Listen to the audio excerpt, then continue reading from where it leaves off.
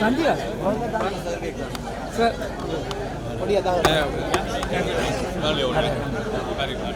Om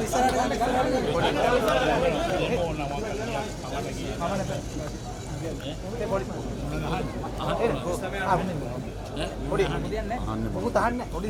අයියෝ ඔන්න ඊට දෙන්න. අපිට හාමුදුරුවෝ. සර් කොහොමද? රටේ කොහොමද මම දකින්නේ? අපිට මානකයි වගේ දැනෙන්නේ. දැන් ආණ්ඩුව අධ්‍යාපනයටත් අප තියලා තියෙනවා. මේ හැම එකටම අත තියන්න කියලා වැඩි අවුල් කරනවා. ඉතින් එයාලා මහන්සියක් ගන්නවා. ඉතින් වැඩි ෆීල්. මොකද මම දකින්නේ නැද්ද ආණ්ඩුවේ හොඳ පැත්තක් දකින්නද? දකින්නවා සමහර ඒවා දකින්නවා.